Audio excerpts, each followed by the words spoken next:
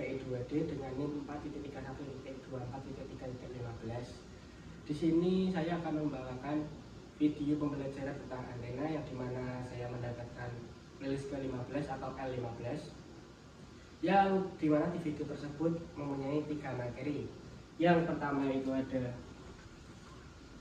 DSBSC, yang kedua ada singleton, amplitude modulation, yang ketiga ada multitone, amplitude modulation. Nah, sebelum kita ke materi yang kedua dan ketiga, kita mulai dari materi yang pertama dulu. Nah, apa sih DSBSC itu? Nah, DSBSC ini sendiri adalah singkatan dari double sideband suppressed carrier, di mana memodulasi amplitude dengan cara menekan atau menghilangkan sinyal carrier dan hanya menyisakan 2 sideband yang diambil dari 2 nama awal tadi. Nah, apa sih fungsi utamanya DSBSC ini? Fungsi utamanya DSBSC ini adalah menghilangkan sinyal carrier-nya dan hanya menyisakan sinyal informasi yang akan dikirimkan melalui frekuensi rendah ke frekuensi tinggi dengan memancarkan melalui antena. Nah, apa sih karakteristik utamanya ini? Nah, karakteristik utamanya ini adalah dia menggunakan daya yang 100% kepada sinyal informasi. Jadi daya yang akan dikeluarkan lebih maksimal kepada sinyal informasi, sehingga sinyal informasi dapat terkirim dengan cepat dan lebih jelas dibandingkan dengan amplitude modulasi biasa, karena amplitude modulasi biasa tetap menggunakan sinyal carrier-nya sebagai memodulasi sinyal informasinya. Nah, kita sudah ke materi pertama, selanjutnya kita ke materi kedua dan ketiga. Karena tadi sudah membahas sedikit tentang DSBSC, selanjutnya kita akan ke materi yang kedua, yaitu adalah singleton, amplitude modulation. Nah, apa sih singleton amplitude modulation ini? Nah, singleton modulation artinya sinyal pesan yang hanya memiliki satu komponen frekuensi saja, yang bisa kita sebut MT, yang dimana hanya memiliki satu frekuensi, yaitu omega m. Nah, jadi bisa dijelaskan atau dirumuskan dengan dimana sinyal pesan yaitu MT, yang dimana MT ini adalah sinyal pesan, sama dengan AM, yang dimana AM ini adalah amplitude modulation, cos omega MT, yang dimana omega MT ini adalah frekuensi dari sinyal pesan tersebut. Nah, yang kedua ada namanya sinyal carrier. Nah, dimana sinyal carrier ini dapat kita tulis sebagai CT atau sinyal carrier sama dengan AC, yang dimana AC adalah amplitude carrier, dikali cos dikali omega C T, dimana omega C ini sendiri itu adalah frekuensi dari frekuensi carrier atau frekuensi pembawa, yang biasanya frekuensi pembawa tersebut itu lebih besar daripada frekuensi sinyal pesan. Oke, setelah itu yang berikutnya adalah kita bisa lihat dari semua ini, kita bisa lihat yang kita bisa simpulkan di mana sinyal termodulasi memiliki persamaan, yaitu ST, di mana ST sendiri adalah singleton amplitude modulation, AC ditambah AM terus dalam kurung omega T dikalikan cos omega C T, di mana AC dan AM ini adalah pertambahan dari sinyal pesan, sinyal carrier dan sinyal pesan AC ditambah AM, dan omega M adalah sinyal pesan itu sendiri, dan cos omega C adalah sinyal carrier. Nah, oke, selanjutnya kita akan menuju materi berikutnya adalah proses deteksi sinyal. Gimana sih caranya penerima atau receiver bisa mendapatkan kembali sinyal pesan dari sinyal AM yang dikirim? Caranya yaitu dengan menggunakan deteksi sinkron atau synchronous detection. Oke, akan kita bahas terlebih dahulu materi berikutnya.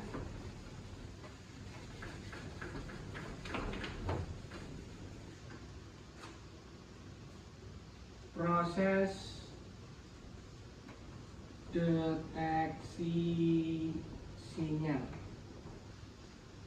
Nah, cara proses deteksi sinyal ini adalah caranya yaitu sinyal yang diterima atau ST akan dikalikan dengan sinyal carrier cos omega carrier T yang sudah disinkronkan fasanya.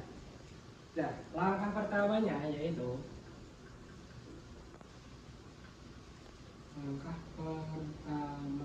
langkah pertamanya sinyal yang diterima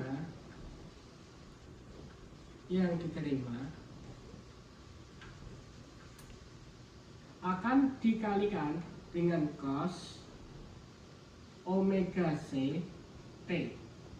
Ini dapat dijelaskan oleh persamaan tentang sinyal yang diterima, yaitu ET, yang dimana ET ini adalah sinyal yang diterima, sama dengan ST ini adalah sinyal pesan dikalikan cos omega C dikali T, dimana cos omega C ini adalah frekuensi carrier. Dan setelah itu memiliki persamaan EP sama dengan AC, dimana AC adalah amplitude carrier ditambah AM dimana AM adalah amplitude sinyal pesan, cos frekuensi dari sinyal pesan dikalikan cos sinyal carrier dikalikan cos sinyal carrier. Nah, setelah itu bisa disederhanakan lagi dengan cara AC ditambah AM cos omega M, yang dimana omega M adalah sinyal pesan, dikalikan cos kuadrat dari omega carrier T atau W omega T.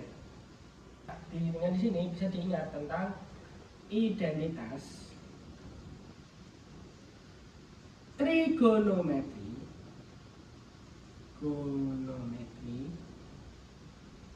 yaitu cos kuadrat omega CT sama dengan 1 ditambah cos 2 omega CT per 2 yang bisa kita substitusikan menjadi,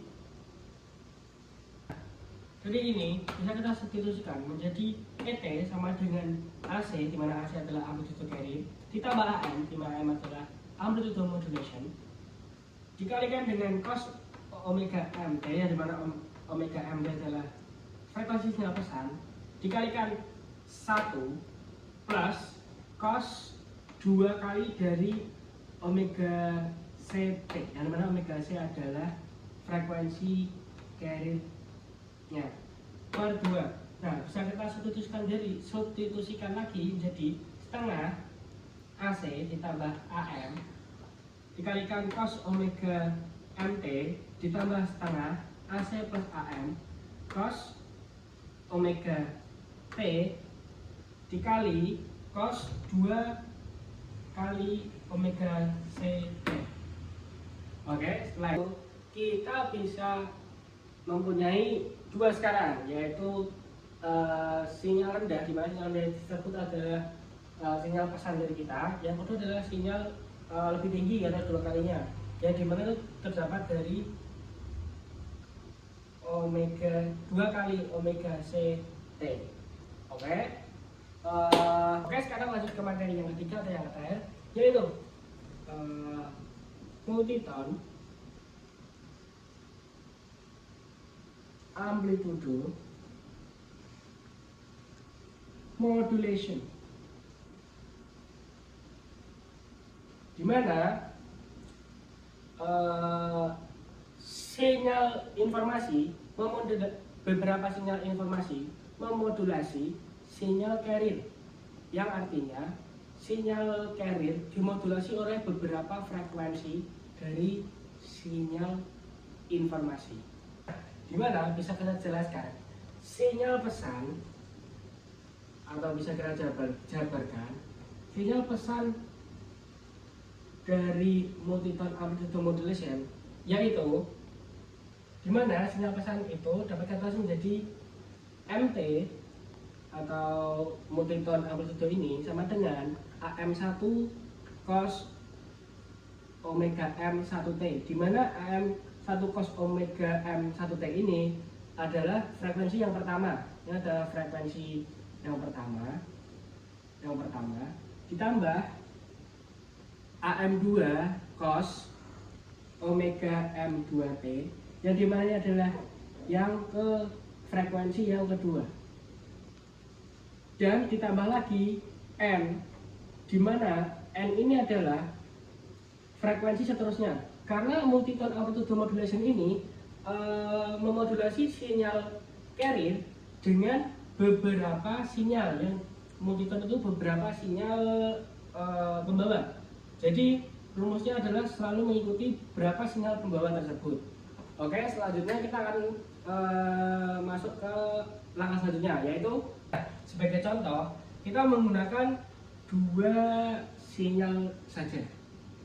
Nah, dua sinyal frekuensi saja, di mana berarti bisa dituliskan MT sama dengan AM1, yang dimana ini adalah amplitude pertama, cos omega M1T ditambah AM2 cos omega M2T.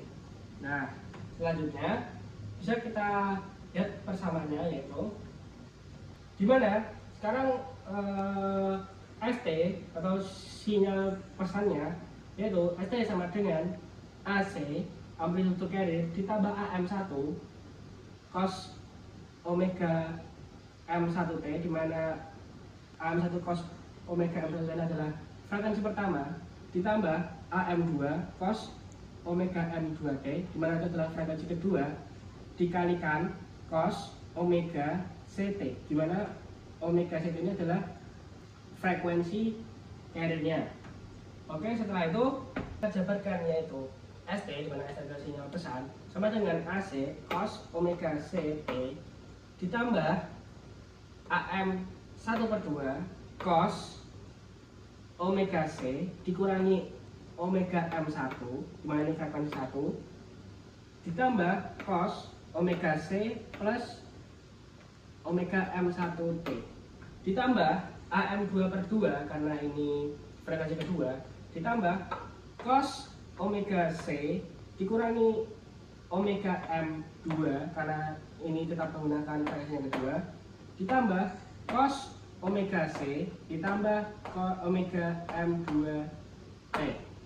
Setelah itu, sekarang spektrumnya memiliki banyak garis impuls, karena masing-masing dari frekuensi sudah memiliki sepasang sideband, yang dimana frekuensi 1 memiliki sideband dan frekuensi 2 memiliki sideband.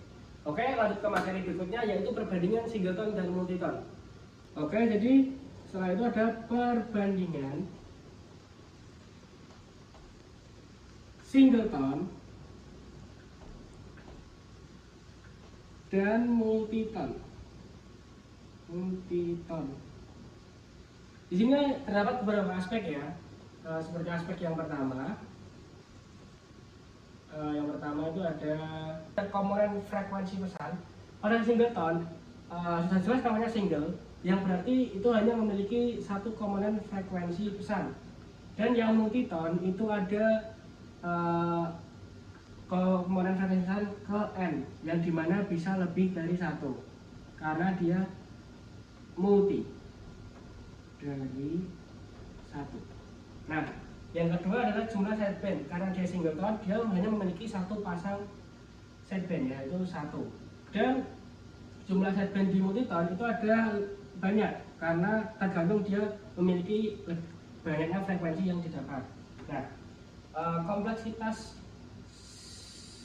spektrumnya ini lebih sederhana karena pada singleton hanya memiliki satu spektrum, dibandingkan dengan multiton ini lebih kompleks